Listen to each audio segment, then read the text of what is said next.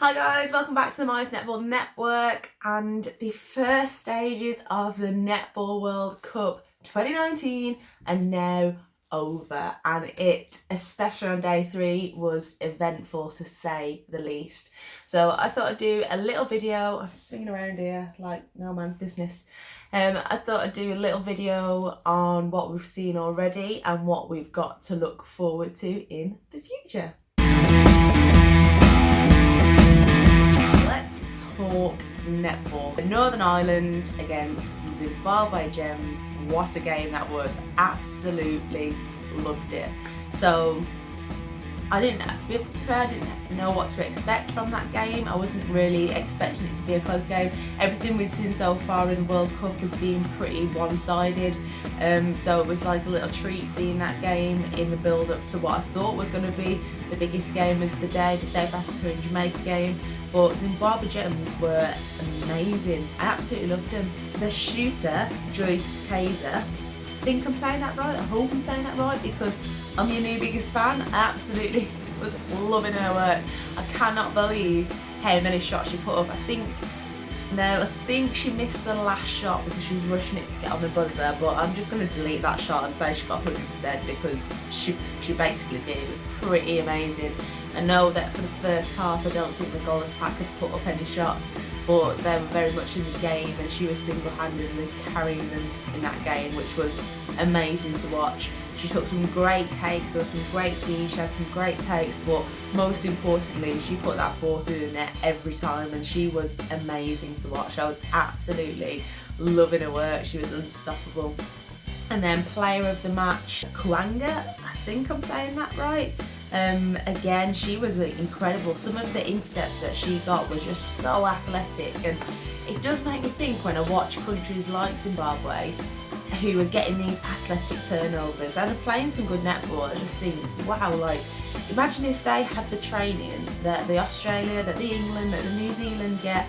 If they had that training, what would those athletes be? Because I'm watching them there and I just think, no matter how hard I trained, no matter how many weights I lifted, no matter how much running I did, I would not be able to show the athleticism that some of those girls show there. And I think that goes the same for a lot of the players in the top 5 teams in the world. So, you know, I just think incredible, absolutely loving their work, and I hope that this World Cup has built a bit of momentum for the country and we see them grow, because I'm sure we will. We've seen countries like Malawi grow a lot in over the years. Uganda are on a good build now, and I think that Zimbabwe Gems can definitely be one of those teams that can grow. It will be very disappointing for Northern Ireland because that would have been a game that they would have been targeting to win. I know they're aiming, well I think I've heard that they're aiming for 6th place, and now what that means is, I'm thinking it means they have to beat Malawi tomorrow, or if they don't beat Malawi tomorrow they're going to be in a really difficult position to get that 6th place, whereas if they would have won today they might not have had that pressure. So I think that's what they'll be going for tomorrow, so I'm looking forward to seeing that game and seeing them pick themselves up and go again.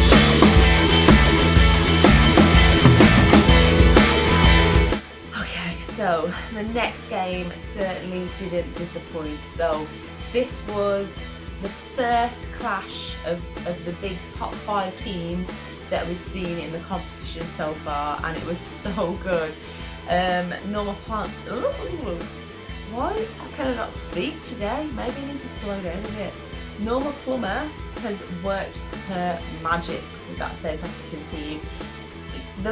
Mainly because, this is what I'm absolutely amazed about, last time I saw them they had a starting 7. She was saying they only had a starting 7. They're openly saying as players, we've got a starting 7 and we haven't got really anything else to work with.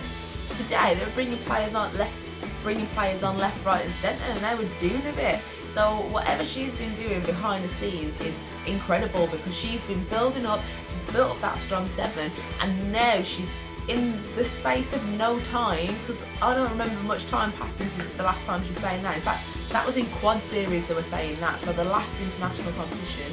She's been building those players up and they're ready to go on in a Netball World Cup in a game that really matters for South Africa. So I am so impressed with that squad, to be honest with you, because what is she doing over there? What has she built with that South African team is incredible, and they are certainly a team that everybody's going to be excited about in this World Cup, because they've already done a big thing, and I'm sure they'll be working towards doing many more big things in this tournament. Obviously, I don't want them to do too well against England, but I'm rooting for them a little bit because, you know, like I said, I'm so impressed. I can't actually believe it. I think it's incredible, and the reason I can't believe it is because of those changes that she was making. And the win is amazing, yes, but the fact that she has got a squad that she can be picking players from, I don't know when that happened. Fair play to her, fair play to them. Jamaica it was a little bit of a too little too late kind of situation. I think if they would have had more time on the clock, they might have been able to run that game out, but that doesn't really matter, does it? Because they didn't have more time on the clock. But there was one point in the game where Shamira Sterling was at her finest, getting stupid athletic interceptions, and Carla Pretorius was doing exactly the same. And there was one interception that Carla got that just absolutely blew my mind. I loved it. It was a ball from the corner, and a centre court was passing it top. Carla was quite deep in the circle. She wasn't high in the circle, but she just read it like a book. Come out and took the cleanest intercept from the ball, from the centre courts, from corner to top, and that was a crucial moment, because it had been all Jamaica, all momentum for Jamaica, and then she got that turnover that massively kept them in the game. Another crucial turnover would be Bongi at the end, getting her hand, that backing up to the wing defence, going over her on the line. That was a crucial moment as well, because we know Jamaica can score quick goals, so if they would have got that ball down, their centre pass was going through like 1-2 in, straight through, whereas South Africa were taking a long time to work that ball around, being really patient and really clinical against what was Shamira, who's getting loads of interceptions. South Africa changed it. They just started being really patient with the ball, really working around, and showed a confidence that they know we can work this ball around and we can look after it and until it's ready to go in. So that was really, really impressive by them. Now, what does that mean? So that means Jamaica have got a big game against England tomorrow, and it's going to be an important one to win. So they are going to come out all guns blazing against England tomorrow. So that is certainly a game to watch, and a game that, well, we haven't seen England really tested yet in this competition. We've just seen them play teams, and they've had very comfortable wins so far. So it's going to be big tomorrow. It's going to be big. This is a must win for Jamaica. So excited, nervous. I cannot wait to watch that game. It's going to be a good one. Also tomorrow we've got Northern Ireland and Malawi. Like I said, that's another big game because that is Northern Ireland's lifeline. So both Northern Ireland and Jamaica are in a must-win position if they want to have any control of getting to where they want to be in this tournament. So tomorrow is a big day, some big games, and I can't wait to see them. I'm going to go straight to sleep after filming this and wake up like this. And just to wrap it all up, I thought I would just send some love about the things that I've been enjoying about the World Cup, to be honest with you, because there's loads of things. So the first thing that I've been loving is the coverage. Absolutely loving it. There's every game. I'm just watching netball all day, every day. It's what I wanted. It's what I'd hoped from this Netball World Cup. I'm loving that I can watch it on YouTube. I'm loving that there's discussions going on about the game. It's really nice actually, because I'm speaking to new people, I'm hearing new opinions, speaking to people from all over the world who are watching, which I just find incredible. What I would say about the YouTube comments is if you're watching a game and there's someone that comes on and starts commenting and hating on netball, just ignore them. You don't need to just give them any attention, because the attention that they're getting is fueling the fire a little bit. Just ignore them. Carry on having our little netball chat, because our little netball chat's good.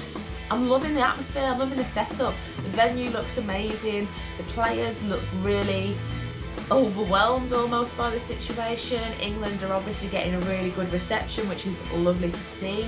I absolutely love, I know this is just the smallest thing, but I love the countdown before the centre pass. I'm like getting geared up before the first centre pass. I can only imagine as centres, that's probably not good for the heart, that little countdown before the first centre pass, but I like it, I'm loving it. The emojis on the hashtag, I love those. So Netball World Cup 2019, that's got a little netball emoji on. Netball Jude has got a little emoji on. I think it's a liver bird, I'm guessing. Yeah, we'll say it is. It's got a little liver bird emoji on. And this is netball, I think it's got an emoji on as well.